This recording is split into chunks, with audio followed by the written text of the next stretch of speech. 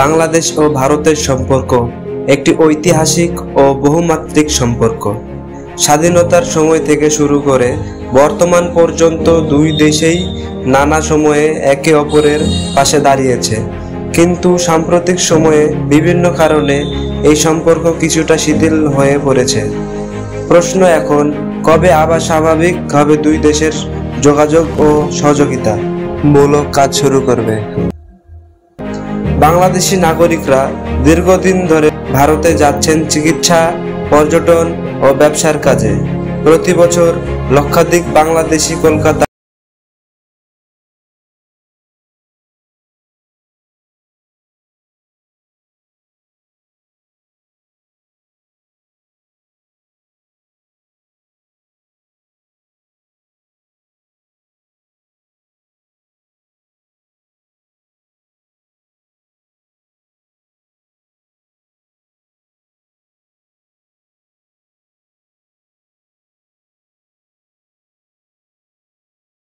সীমান্তে অনিয়ম ও নিরাপত্তাহীনতা বন্ধ করা, ভিসা প্রক্রিয়া সহজ ও দ্রুত করা, বিশেষ করে চিকিৎসা ও ব্যবসার ক্ষেত্রে।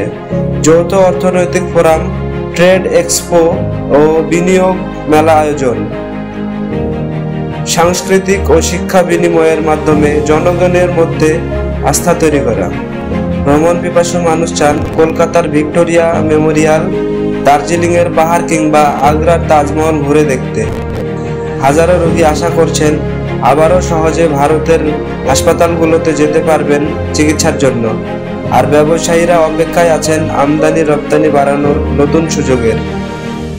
বিশেষজ্ঞরা মনে করেন রাজনৈতিক সদিচ্ছা থাকলে খুব দ্রুতই এই অচল ব্যবস্থা কেটে যাবে।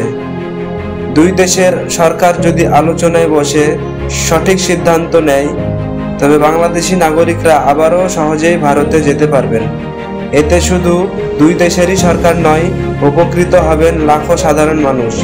চিকিৎসা, শিক্ষা, পর্যটন ও ব্যবসা সব ক্ষেত্রে নতুন সম্ভাবনা তৈরি হবে। বাংলাদেশ ভারত সম্পর্ক ঠিক হলে এটি দুই দেশের জন্যই হবে এক বিশাল সম্ভাবনার দিগন্ত। সাধারণ মানুষের স্বপ্ন আবার পূর্ণ হবে, চিকিৎসা, ভ্রমণ ও ব্যবসার পথ খুলে যাবে। সর্বশেষ আপডেট জানতে সাবস্ক্রাইব করুন আমাদের চ্যানেল এবং বেল আইকন চাপুন।